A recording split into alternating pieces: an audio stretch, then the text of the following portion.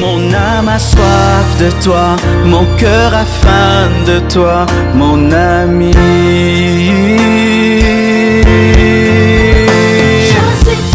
Je suis triste, je meurs. Jésus, toi c'est le parent de la vie. Accueillons-nous.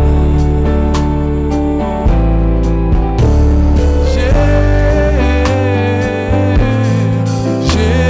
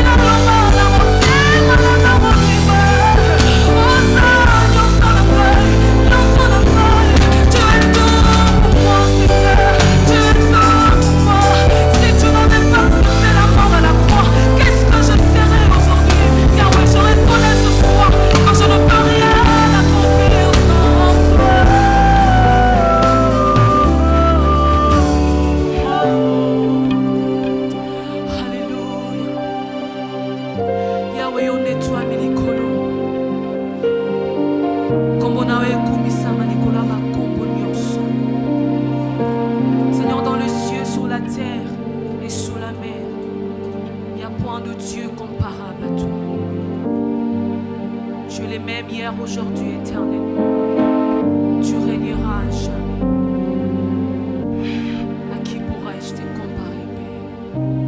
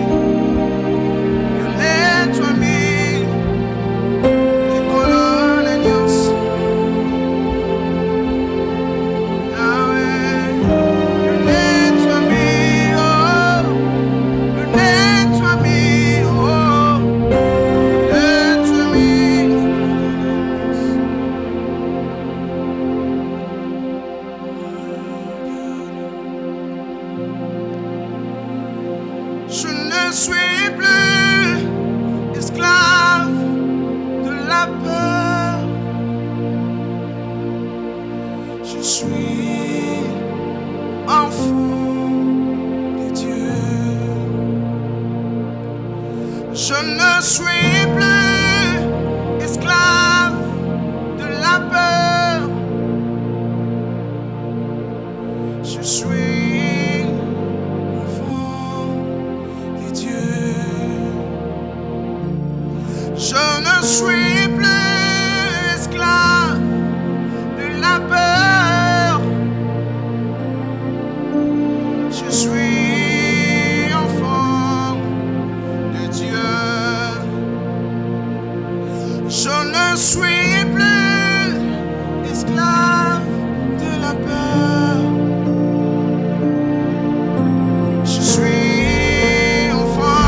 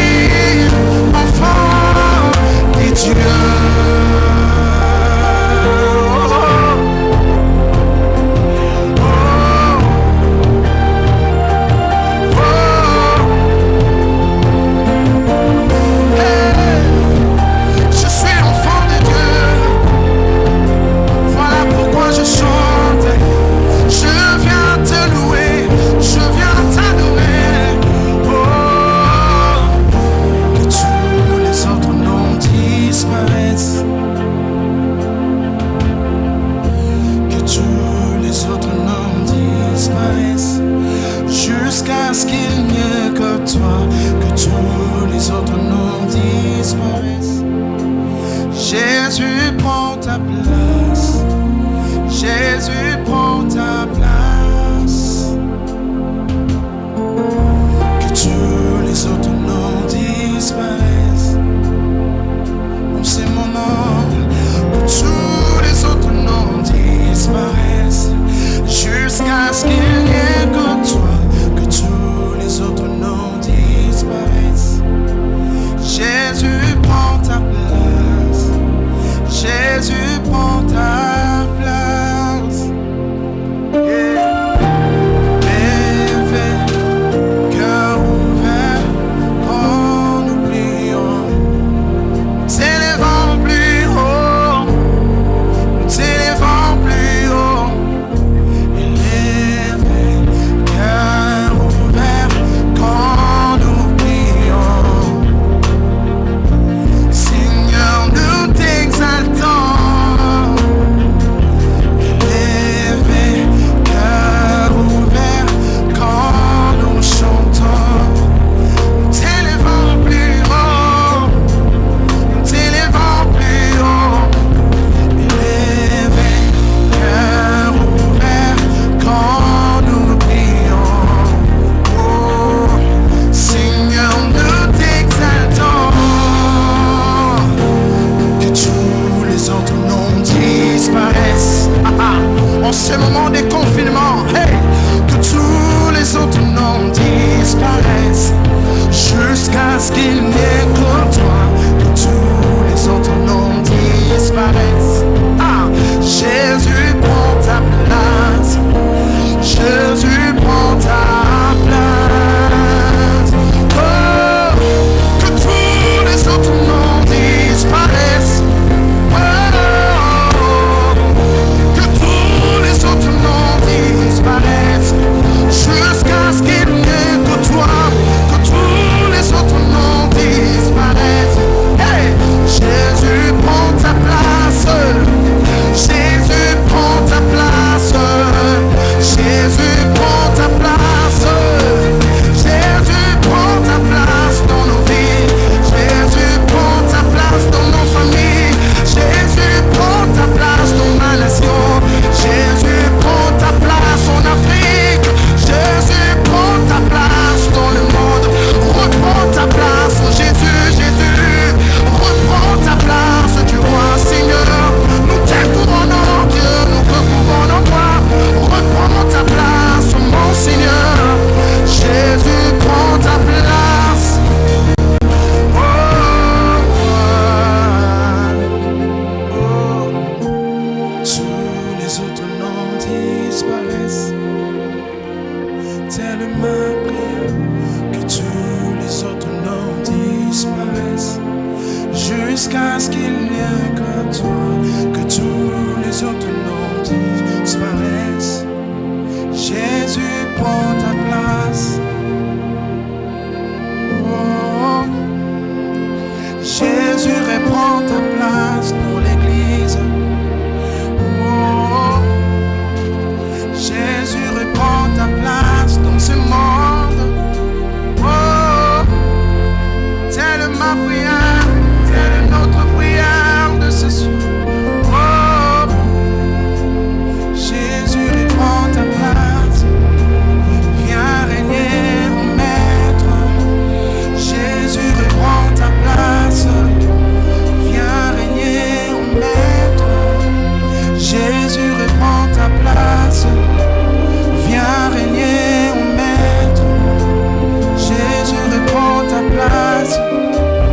Viens régner en maître. Oh, que tous les autres noms disparaissent. Chante-les là où tu es. Que tous les autres noms disparaissent jusqu'à ce qu'il n'ait que toi. Que tous les autres noms disparaissent. Jésus prend ta place. Jésus prend ta place. Jésus prend ta place. Oh, reprends ta place. Seigneur, reprends ta place. Seigneur, reprends ta place.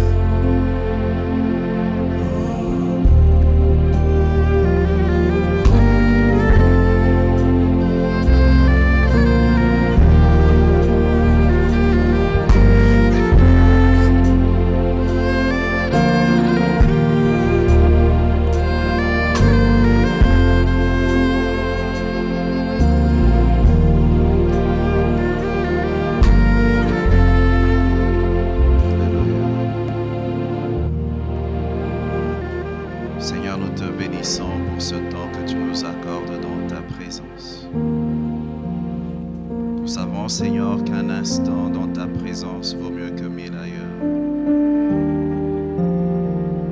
Seigneur, lorsque tu nous attires devant toi, c'est parce que tu veux nous transformer. Je prie, Seigneur, ô Dieu, que tu nous touches, que tu nous parles. Que personne, Seigneur, ô Dieu de gloire, qui est à l'écoute de cette parole reste la même, ô Dieu. Que ta puissance touche chacun d'entre nous là où il se trouve et que nos vies soient transformées. Nous voulons t'entendre nous parler. Nous voulons manger à ta table une manne fraîche, Seigneur, ô Dieu, pour nous donner la force de marcher et de te suivre jusqu'à ton retour, Seigneur.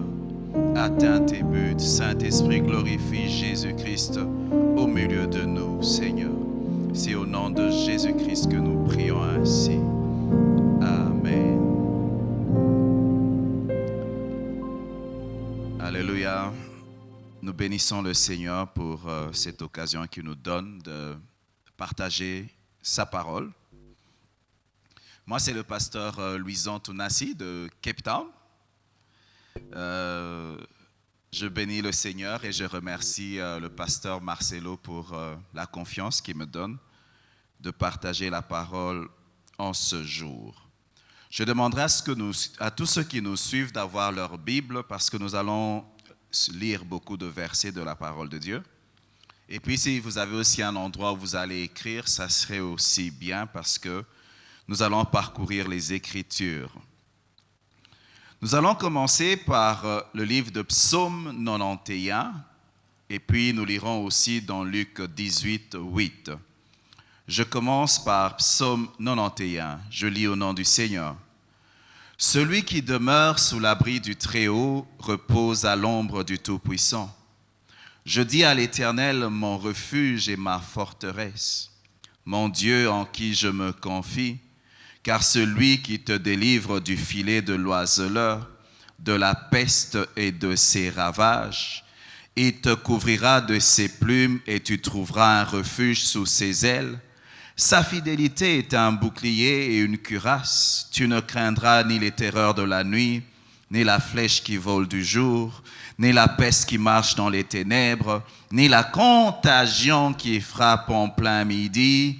Que 1000 tombent à ton côté et 10 000 à ta droite, tu ne seras pas atteint. De tes yeux seulement tu regarderas et tu verras la rétribution des méchants. Car tu es mon refuge, ô Éternel, tu fais du Très-Haut ta retraite, aucun malheur ne t'arrivera, aucun fléau n'approchera de ta tente, car il ordonnera à ses anges de te garder dans toutes tes voies. Ils te porteront sur les mains, de peur que ton pied ne heurte contre une pierre. Tu marcheras sur le lion et sur l'aspic. Tu fouleras le lionceau et le dragon. Puisqu'il m'aime, je le délivrerai. Je le protégerai. Puisqu'il connaît mon nom, il m'invoquera et je lui répondrai. Je serai avec lui dans la détresse. Je le délivrerai. Je le glorifierai. Je le rassasierai de longs jours et je lui ferai voir mon salut. Luc 18, 8. Je lis la partie B. La Bible déclare, « Mais quand le Fils de l'homme viendra, trouvera-t-il la foi sur la terre ?» Vous savez, alors que j'étais en train de penser à ce message, il y a comme une tristesse que j'ai sentie dans mon cœur. En lisant le livre de Psaume 91, c'est des paroles que nous avons l'habitude de prononcer, c'est des déclarations que nous avons l'habitude de faire en disant que tu ne craindras ni les terreurs de la nuit, ni la flèche qui vole le jour, ni la maladie qui marche dans les ténèbres, ni la contagion qui frappe en plein midi. Que 1000 tombent à ta gauche, 10 000 à ta droite, tu ne seras pas atteint. Ce sont des choses que les gens ont l'habitude de déclarer. Mais lorsque tu regardes, même Jésus se demande, quand je veux revenir sur la terre, est-ce que je veux trouver la foi? Est-ce que les choses que nous déclarons, nous le croyons en elles? Est-ce que quand nous parlons des versets de la Bible, pour nous c'est vrai ou bien ce sont juste des choses que nous sommes en train de citer?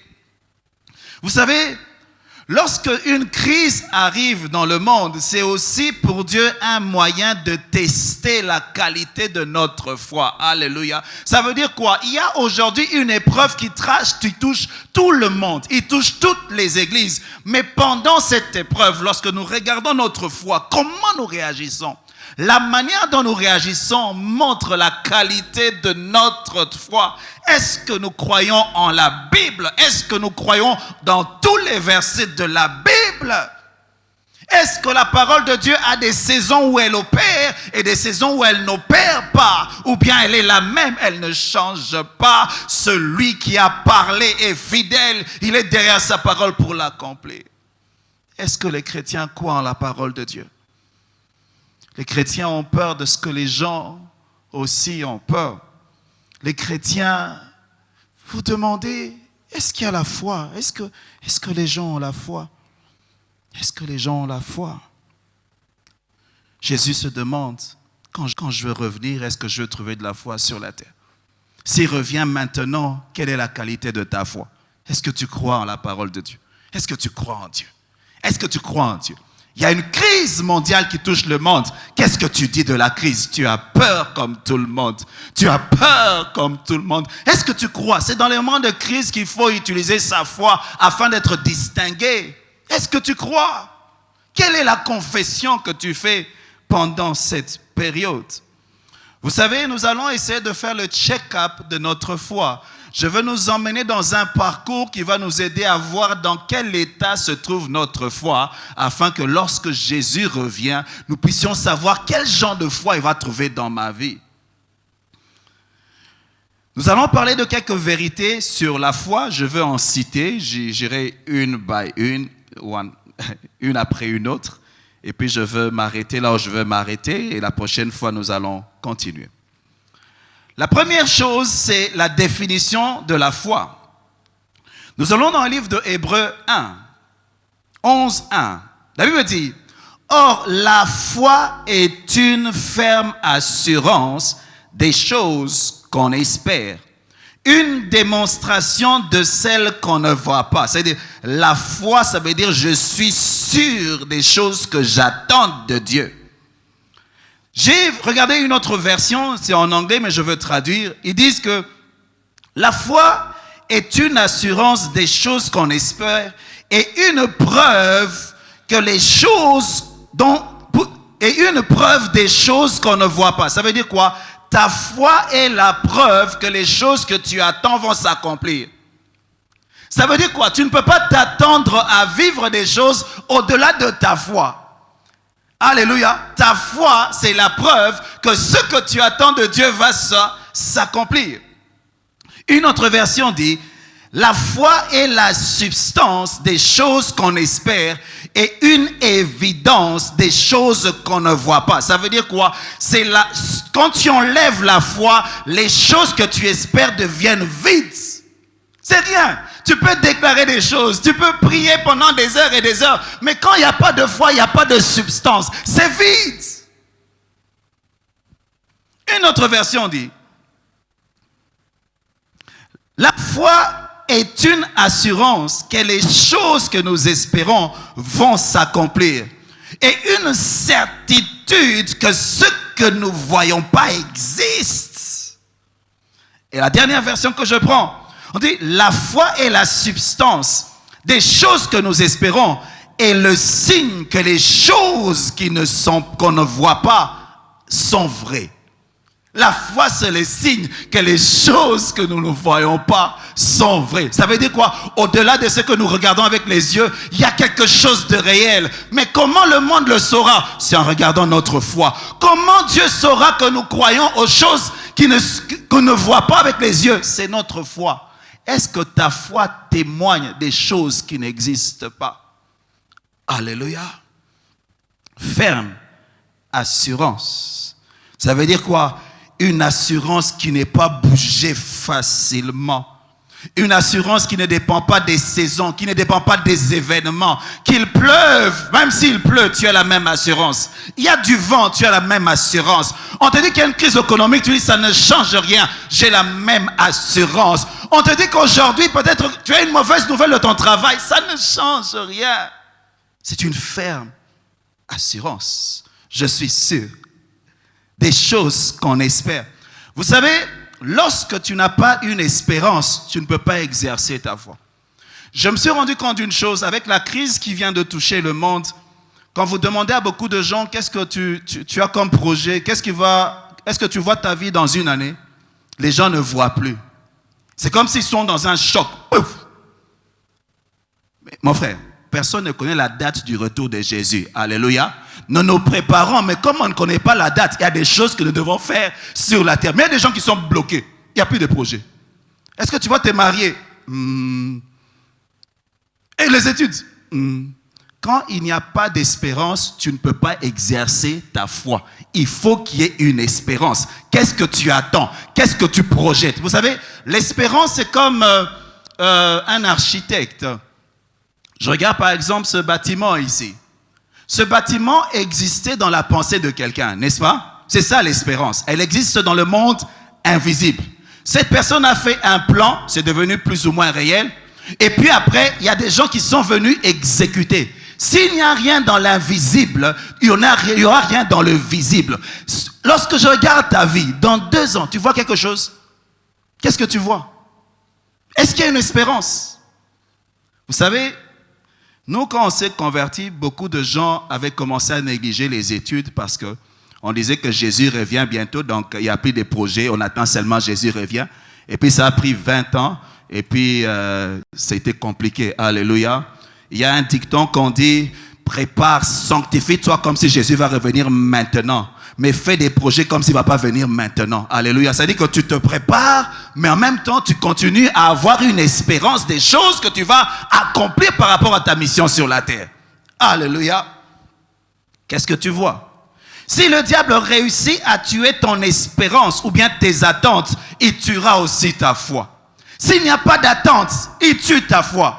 S'il y a des choses, il n'y a rien, tu n'attends rien, il tue ta foi. La qualité de ta foi est l'indice de ce que tu vas recevoir. Ton expérience ne sera jamais plus grande que ta foi. Vous savez, il ne faut jamais demander au-delà de ta foi. Alléluia.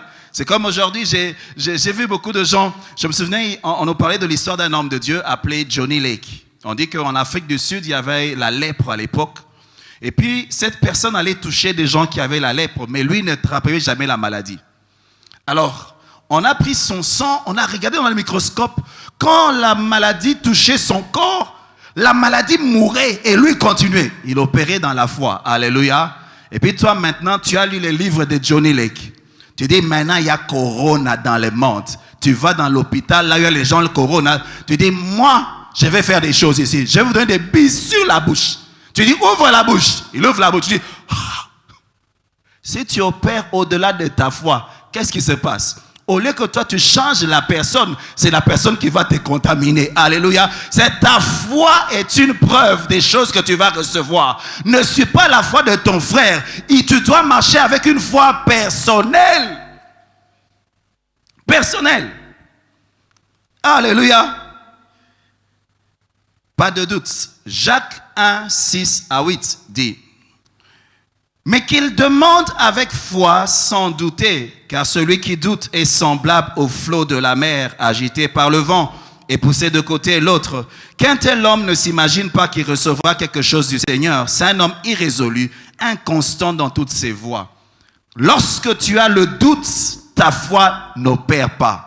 Je dis, lorsque le doute, c'est comme du levain. Tu peux avoir une grande pâte, mais juste un peu de levain va faire monter toute la pâte. Un peu de doute détruit la foi. Alléluia. Tu peux le déclarer. Le monde spirituel ne réagit pas d'abord aux déclarations, mais la foi qu'il y a dans les déclarations. C'est la foi qui change les choses. Un peu de doute. Juste un peu de doute. Ça anéantit ta foi. N'espère pas que tu vas recevoir si tu as des doutes. Je dis, aujourd'hui, nous sommes en train de faire le check-up de notre foi parce que Jésus se demande, quand il va revenir, comment sera l'état de ta foi? Parce que ce qui vient chercher dans ta vie, c'est ta foi. L'enjeu de ta spiritualité, c'est ta foi. Alors, il faut veiller dessus. Deuxième des choses, j'ai dit la première, nous avons parlé de la définition. La deuxième, il y a une autre notion de la foi que j'aimerais que nous puissions nous rappeler. La foi vient et la foi part. Elle peut venir, mais elle peut aussi partir. Romains 10, 17. Ainsi, la foi vient de ce qu'on entend, et ce qu'on entend vient de la parole de Christ. Ça veut dire quoi? Plus j'entends la parole de Dieu, la foi vient. Moins je l'entends, la foi part. Est-ce que vous me comprenez? Quelqu'un qui veut grandir dans la foi, il doit lire davantage la parole de Dieu. Moins tu lis, ta foi va baisser. La foi vient, mais elle peut aussi partir. Ah, c'est un principe important en termes de foi. Mais on dit que la foi vient de la parole de Dieu. Parce qu'il y a des gens qui ont la foi en eux-mêmes. Il y a des gens qui ont la foi dans leur famille. Il y a des gens qui ont la foi dans leur papa. Ça, ce n'est pas la foi dont la Bible parle. La foi dont la Bible parle a comme base la parole de Dieu. Alléluia. Hébreux 11, 3 dit ceci. C'est par la foi que nous reconnaissons que le monde a été formé par la parole de Dieu. En sorte que ce qu'on voit n'a pas été fait des choses visibles. La matière première pour la création, c'est la parole de Dieu. Pour que Dieu puisse façonner toutes choses, il a dû parler. C'est une bonne nouvelle. Ça veut dire quoi? Lorsque Dieu parle dans ta vie, il peut encore créer. Il faut chérir la parole de Dieu. S'il a créé toutes choses par sa parole, il peut changer aussi toutes choses par sa parole. Parce que lorsque Dieu parle, ça arrive. Alléluia. C'est la matière première avec laquelle Dieu a créé. La matière première avec laquelle il a créé tes reins. La matière première avec laquelle il a créé ton cœur. Il y a un organe qui peut manquer dans ton corps. Mais si Dieu parle, il peut créer. Oh, Église de Dieu, que la foi revienne dans la vie des gens. Les choses visibles ont été créées par les choses invisibles. Mais on dit, quelles choses invisibles? La parole de Dieu, c'est la sémence par laquelle Dieu a créé. Ésaïe 55, 10 à 11 dit, comme la pluie et la neige descendent des cieux et n'y retournent pas sans avoir arrosé, fécondé la terre et fait germer les plantes, sans avoir donné de la sémence au semeur et du pain à celui qui mange. Ainsi en est-il de ma parole qui sort de ma bouche. Elle ne retourne point à moi sans effet, sans avoir exécuté ma volonté et accompli mes desseins. Je n'accepterai pas de croire à certaines parties de la parole de Dieu et puis les autres, je les accepte. Oh non, je dis non, c'est normal, ça ne s'accomplit pas. Non. J'aime utiliser les principes que Dieu utilise sur nous. Je les utilise aussi pour lui-même.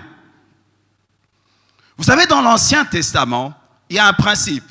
On dit que lorsque tu désobéis à un seul commandement de Dieu, tu as désobéi à tous les commandements de Dieu. Alléluia. Moi, maintenant, je prends les mêmes principes, je lui donne à Dieu. J'ai dit, Seigneur, si tu n'accomplis pas une seule de tes promesses, tu n'as pas accompli à toutes tes promesses. Alléluia. Or, je sais que Dieu n'est pas un homme pour mentir, ni un fils de l'homme pour se repentir. Il n'y a pas de versets difficiles pour lui. Il n'y a pas de promesses compliquées pour lui. S'il a dit, il accomplit, mais c'est la foi qui lui permet d'opérer. Mais quand il regarde la terre, il n'y a pas de gens qui croient au niveau où il peut opérer dans sa dimension de Dieu. Nous avons rabaissé notre Dieu à notre niveau, au niveau de nos limites. Et Dieu cherche des gens qui vont oser croire en un Dieu qui n'a pas de limites, en un Dieu à qui rien n'est impossible. Dieu cherche une race de gens qui ont la foi. Il cherche. Jean 1, 3 dit, toutes choses ont été faites par elle, et rien de ce qui a été fait n'a été fait sans elle. Vous savez, on dit que la foi vient, je l'ai dit, elle vient de la parole de Christ. Il y a une nuance. Lorsque tu lis la parole de Dieu, tu lis, ça te donne beaucoup de connaissances, ça t'aide. Mais il faut méditer sur la parole de Dieu. Okay? Beaucoup de gens mémorisent des versets, mais ils ne font pas que ces versets soient leurs versets. Ils les ont ici, mais ce n'est pas là. Ils les ont ici, ou bien ils les ont là, mais ce n'est pas ici. Il faut que ce qu'on appelle le logos, que du logos tu trouves le rhéma. Ça veut dire quoi? Que la parole que tu lis devienne à toi. C'est avec cette parole que tu peux courir. C'est ce qui produit la foi. Pas une lecture superficielle de la parole de Dieu. Il faut prendre le temps dans la parole. Prendre le temps dans la parole. Au point où le Saint-Esprit dit, ça c'est pour toi. Tu peux courir avec. C'est comme si nous sommes dans la barque entre disciples de Jésus. Jésus est en train de marcher sur les eaux. Il est en train de venir. Il veut que quelqu'un puisse avoir une expérience spéciale. Mais vous savez, tout le monde avait peur. Tout le monde dans sa peur était en train de crier. Mais il y a un qui a dit que si c'est toi, parle. Parce qu'il connaissait que celui, lorsqu'il parle, ça arrive. Si c'est toi, parle. Il dit, je vais vérifier que c'est toi. Comment? Je connais le pouvoir de ta parole. Je sais que lorsque Dieu parle, ça s'accomplit. Il crée des nouvelles lois. Il suspend les anciennes lois. Il suffit qu'il parle. Il dit, viens. Il savait que parce qu'il a dit, je peux marcher. Il ne marchait pas sur les eaux. Il marchait sur la parole personnelle qu'il avait reçue. On n'avait pas parlé à Jean. Si Jean avait essayé de descendre, il allait s'enfoncer. C'était une parole pour Pierre. Est-ce que tu as des paroles? Les gens passent le temps en train d'écouter des prédications, c'est bien, mais ils ne vont pas à la source, à la parole de Dieu eux-mêmes, afin d'avoir des paroles personnelles pour leur propre vie. C'est comme ça que dans le moment de challenge, ils ne savent pas résister. Pourquoi? Ils n'ont pas des paroles sur lesquelles ils peuvent s'appuyer. Ils n'ont pas des rhémas à eux.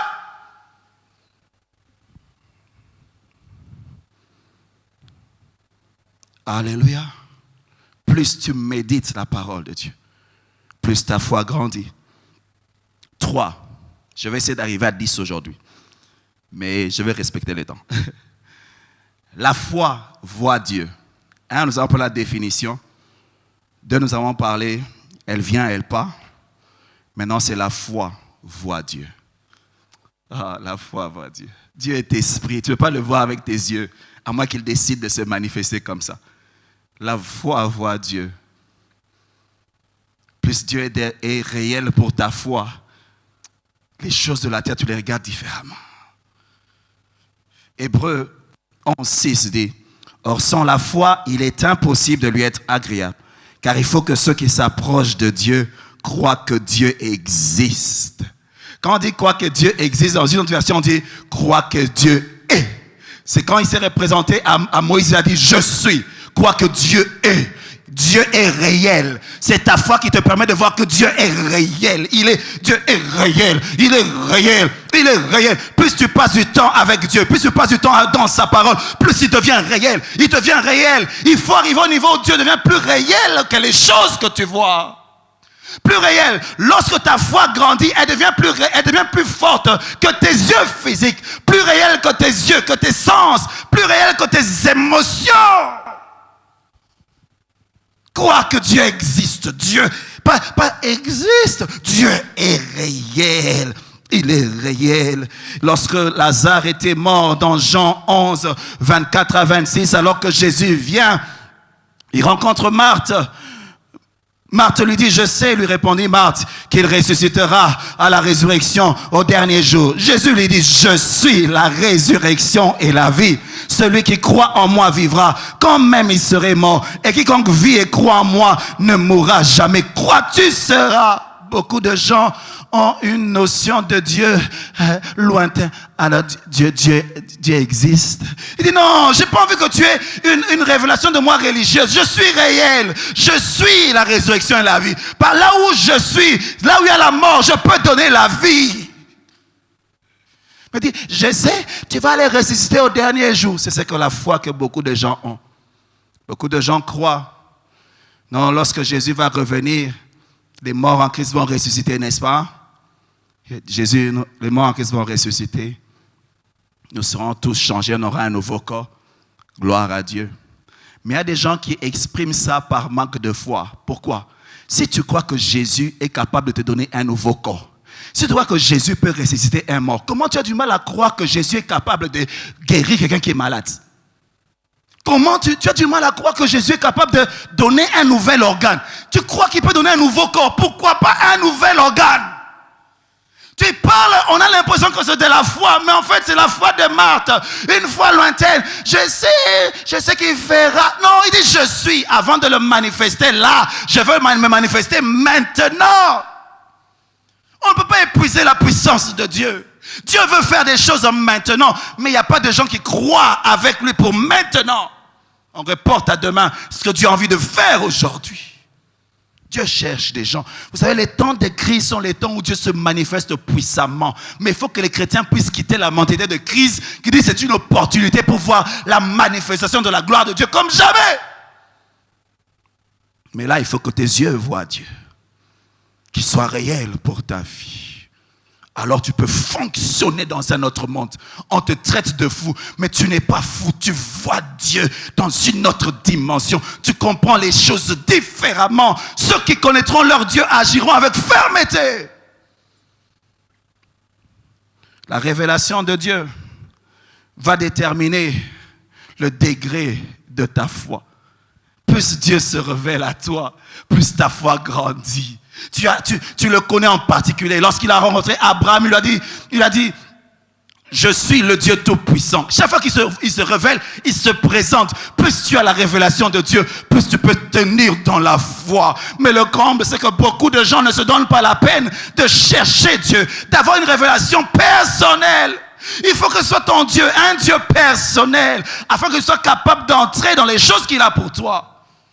Nous sommes dans un temps où tu vis dans le général, tu vas t'enfoncer. Il faut avoir un Dieu à toi, un Dieu à toi, un Dieu à toi, un Dieu à toi. Tu dis, je ne peux pas mourir n'importe comment. Pourquoi? Il s'est révélé à moi. Je suis comme Josué et Caleb. Lorsque Dieu avait parlé, il avait dit que moi et lui, on ne va pas mourir. Même si vous voyez tout le monde mourir, nous, on ne mourra pas. Même s'il y a un tremblement de terre, ça va m'éviter. Pourquoi? Dieu m'a parlé. Même si une pierre tombait sur moi, elle ne peut pas me tuer. Pourquoi? Parce que la parole de Dieu me fait vivre. Il faut avoir des révélations personnelles de Dieu pour tenir.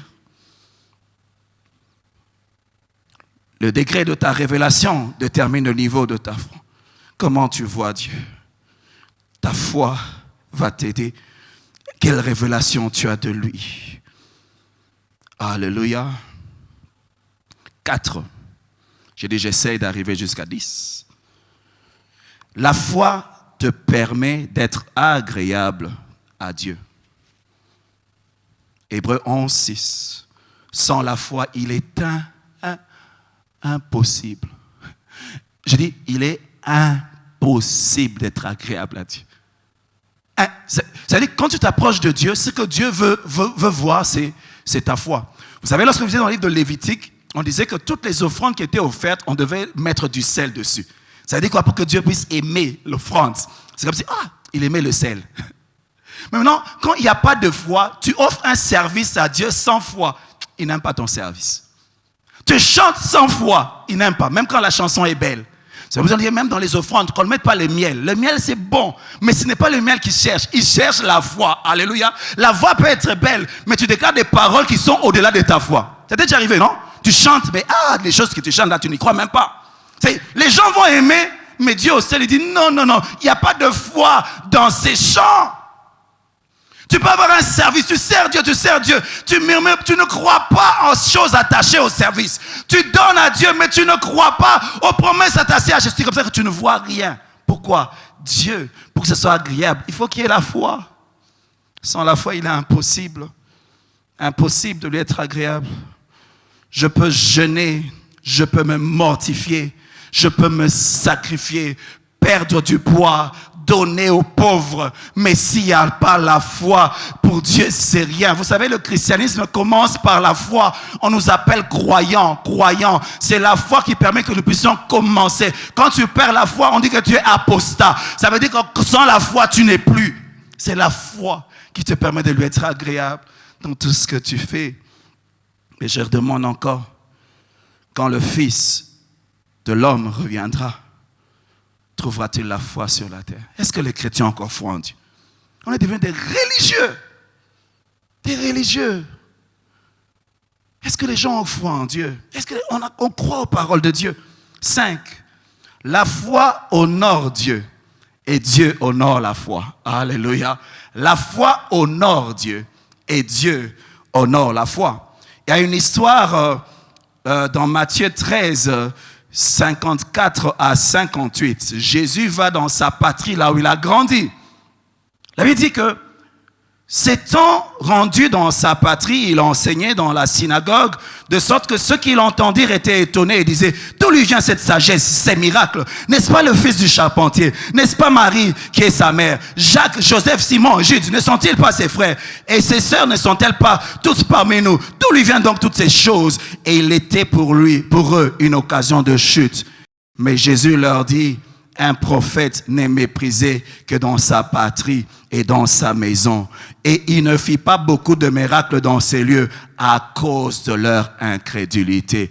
Ils n'ont pas honoré, ils ne pouvaient pas opérer. Jésus ne pouvait pas opérer parce qu'il n'était pas honoré. Si tu n'honores pas Dieu, il ne peut pas agir en tant que Dieu. Dieu est fier. Dieu aime qu'on le respecte. Dieu, il faut le traiter au niveau de Dieu. Quand tu manques de confiance en Dieu, tu n'as pas de foi en lui, tu l'insultes. Tu l'insultes. Imagine, tu as un enfant qui ne te fait pas confiance que tu peux lui donner un bonbon. Il n'est pas sûr. C'est ce que nous faisons avec Dieu. On ne croit pas que Dieu peut. Quand tu doutes de Dieu, tu l'insultes. Quand tu crois en lui, tu l'honores. Et quand tu l'honores, il honore la foi. Dans Matthieu 8, 7 à 13, Jésus allait pour aller guérir la servante d'un centenier. Le centenier a envoyé des gens, lui a dit, tu n'es pas digne de venir je ne suis pas digne que tu viennes dans ma maison. Dis seulement un mot. Pourquoi? Moi, je suis un chef. J'ai des gens sous mes ordres. Je dis à l'un, va, il va. À l'autre, viens, il vient. Et Jésus a dit, bou, bou, bou, bou. Même en Israël, je n'ai pas vu de foi comme ça. Ça veut dire quoi? Il a regardez Jésus, il a dit, tu es un chef.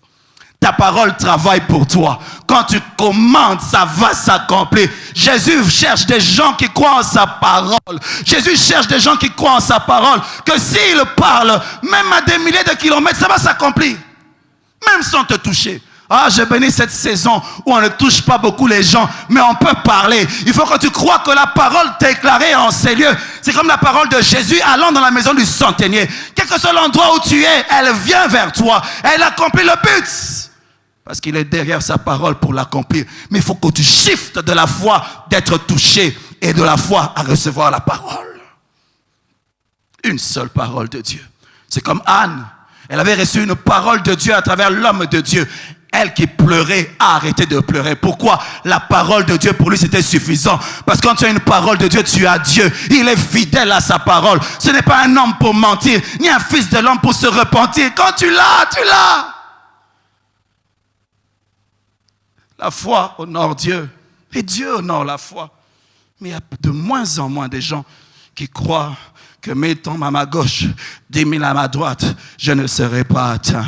Je ne serai pas atteint. Je dis que mettant à ma droite, même quand il y a la contagion autour, Seigneur, je ne serai pas atteint. Je ne compte pas sur moi. Je confesse ta parole. Ta parole, tu es mon refuge, Seigneur. Je confesse ta parole.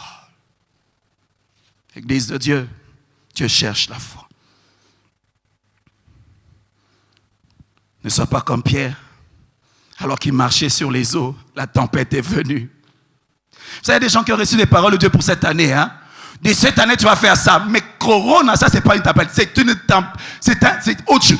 La tempête est venue. Qu'est-ce qui s'est passé? Tout ce que Dieu avait dit, tu remets ça en question. Non, non. S'il avait dit que c'est pour cette année, même pendant 10 mois, tu ne vois rien. Les derniers mois, il peut le faire. Même pendant 364 jours, ça n'arrive pas. Le 365 jours, ça arrivera. Pourquoi? Dieu n'est pas un menteur. À moins que cette parole était venue de toi. Mais s'il est venu de Dieu, les choses qui se passent sur la terre ne changent en rien les déclarations de Dieu. Si ça vient de lui, il va le faire. Mais le problème, c'est que quand la tempête vient, on arrête de regarder à Jésus. On arrête de regarder à la parole qu'on avait reçue. On regarde autour, on regarde à la tempête. Et la réalité de la tempête commence à nous faire nous enfoncer. Église de Dieu, Dieu m'a donné la mission de te rappeler que tu as une mission à accomplir sur la terre. Il est avec toi. Sa parole est avec toi. Et il est fidèle. Il est fidèle. Il est fidèle. Sixième chose, la foi, c'est un pont. La foi, c'est un pont. On a dit Hébreux 11, 3, c'est par la foi que nous reconnaissons que le monde a été formé par la parole de Dieu, en sorte que ce qu'on ne voit pas n'a pas été fait des choses visibles. La foi, c'est le pont entre le monde invisible et le monde visible. Tu as beaucoup de promesses de Dieu, mais pour que ça quitte le monde invisible au monde visible, la clé, c'est la foi. Quand sans la foi, tu vas mourir avec les promesses. On dit que l'endroit le plus riche du monde, ce sont les cimetières, n'est-ce pas? Parce que là, les gens meurent avec les promesses, avec les rêves qu'ils ont reçus de Dieu, mais ils ne les ont pas accomplis. Pourquoi? Il n'y avait pas la foi afin de prendre de l'invisible vers le monde visible. Nous sommes bénis de toutes sortes de bénédictions spirituelles en Jésus-Christ. Mais pour qu'elles viennent du monde spirituel au monde matériel, réel, il faut que quelqu'un puisse se lever avec la foi. C'est le pont. C'est le pont. C'est le pont entre les promesses et la réalité. J'aime aussi l'appeler, c'est la porte. La foi, c'est la porte. Vous savez, il y a des gens dans leur vie, leur porte, elle est petite comme une fenêtre qui peut seulement permettre au doigt de Dieu d'entrer. Leur porte est petite. Mais à d'autres personnes, la porte est un peu plus grande. Elle permet peut-être au pied de Dieu d'entrer. Mais il y a des gens qui ont des portes énormes qui permettent à Dieu d'entrer dans sa gloire. Portes, élevez vos linteaux. Élevez-vous, portes éternelles. Que le roi de gloire entre dans sa gloire. Je veux voir la gloire de Dieu dans ma vie. Je veux élargir la porte de ma foi afin que ça ne soit pas étroit pour lui. Élargis ta foi. Si tu veux voir un Dieu de l'impossible, Dieu va agir dans la limite de ta foi. C'est comme ça qu'il disait souvent, qu'il te soit fait selon ta foi. Moi, je suis loi, mais ta foi te connecte à moi. Elle puise par rapport à sa mesure.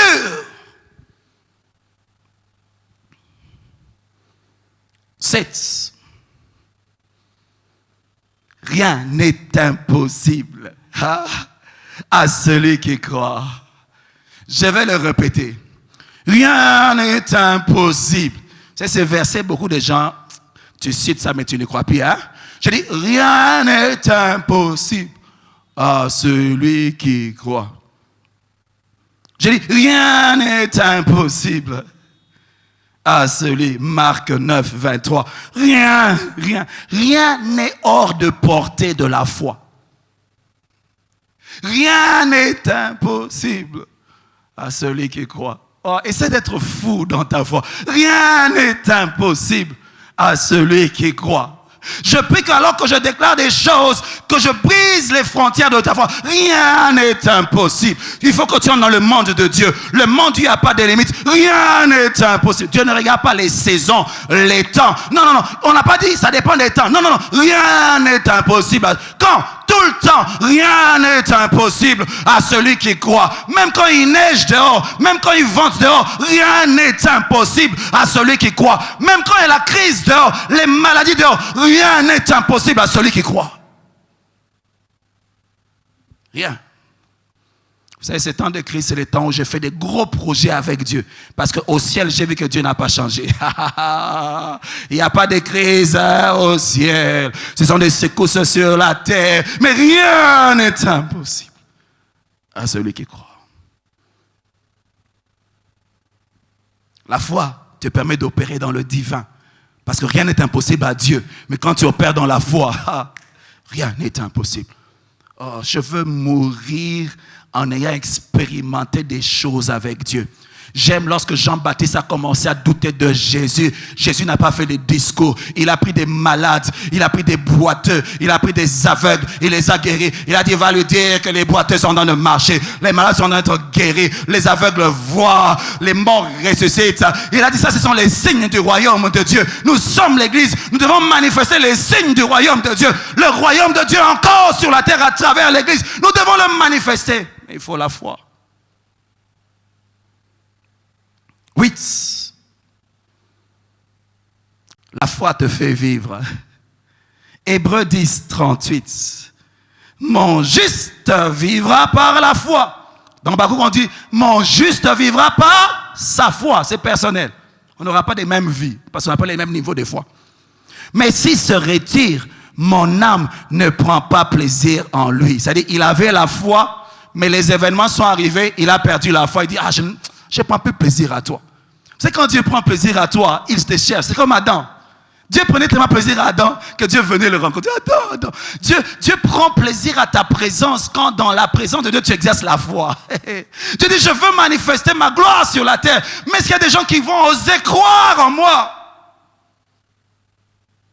Rien n'est impossible. Mon juste vivra par sa foi. La foi nous fait vivre. Je dis, la foi fait vivre. Je dis, et la foi fait vivre. La foi fait vivre. Je dis, la foi fait vivre. Je ne dis pas le travail fait vivre. Vous savez, si c'est le travail qui te fait vivre, quand tu perds le travail, tu ne vis plus. Mais la foi fait vivre. Par le travail, mais aussi par autre chose. Si ta foi te fait vivre seulement par le travail, tu perds le travail, tu es mort. Mais si ta foi te fait vivre par plusieurs canaux, vous savez, quand Dieu veut te visiter, il peut utiliser le travail, mais il peut dire aussi autre chose, autre chose, autre chose. Ne limite pas la visitation de Dieu à un seul canal. Tu vas devenir comme les humains. C'est une malédiction. Alléluia. Tu ne vis que tu brises la malédiction par le travail. Non, la grâce de Dieu te permet de briser la malédiction de plusieurs manières. La foi fait vivre. Dans les temps de crise dans lesquels nous sommes maintenant, la distinction entre les païens et nous, ça sera notre foi. Si tu n'as jamais appris à utiliser ta foi, tu vas pleurer comme les païens parce que les boulots ont des problèmes. Mais si tu as appris à utiliser ta foi, tu sais, ça ne change rien. Pourquoi? Je vis dans un autre système. Je suis dans le monde, mais je ne suis pas du monde. Le système du monde ne me contrôle pas. Moi, je fonctionne avec un autre système. Je suis de la race d'Abraham. Mon corps ne peut pas avoir d'enfant. Ma femme ne peut pas avoir d'enfant. Mais quand je craque, Dieu me dit, ne regarde pas ton corps. Ne regarde pas ta femme. Regarde le ciel. Compte les étoiles. Compte les étoiles. Chaque fois que tu verras le nombre des étoiles, tes enfants seront comme ça. Lève les yeux dans le monde invisible. Lève les yeux dans l'héritage en Christ. Lève les yeux. Ne confesse pas ce que le monde confesse. Tu es dans le monde, mais le système du monde ne te contrôle pas. Mais il faut que tu puisses utiliser ta foi. Alléluia. Alléluia. Vous savez, dans le domaine de la foi, il n'y a que deux catégories. Les croyants et les incroyants. Ceux qui ont la foi et ceux qui n'ont pas la foi. Quand tu n'as pas de foi, tu opères comme les autres. Mais quand tu as la foi, tu opères comme tu es. Parce que tu es un croyant. Tu vis par ta foi. Et rien n'est impossible à celui qui croit. Tout acte que tu poses sans foi provient de la mort et ne peut pas produire la vie. Que je répète ça. Tout acte que tu poses sans foi provient de la mort et ne peut pas produire la vie. Tout acte que tu poses par la foi va amener la vie. Pourquoi? Parce que mon juste vivra par sa foi. Apprends à marcher par la foi parce que tu es juste. 2 Corinthiens 5, 7 dit, nous marchons par la foi et non par la vue. Église de Dieu, nous marchons par la foi. Quand tu ouvres les yeux, tu vas voir des choses, des tempêtes autour de toi. Tu vas avoir peur. Maintenant, nous marchons par la foi et pas par la vue. Je suis peut-être un fou, mais je marche par la foi, pas par la vue. On ne marche pas par les émotions. Non, je ne sens pas aujourd'hui. Mais non, aujourd'hui, je ne sens pas. Non. La foi est dans le domaine de l'esprit. Là où les émotions n'opèrent plus. Là où la vue, tu acceptes d'être appelé un aveugle, mais tu vois les choses différemment. Nous marchons par la foi. Pas par la vue. Et nous vivons différemment. Dieu veut nous distinguer, mais ta foi va te distinguer. Si tu n'apprends pas à utiliser ta foi, je t'assure que dans les temps dans lesquels nous sommes, tu seras confondu. 9. La foi te justifie.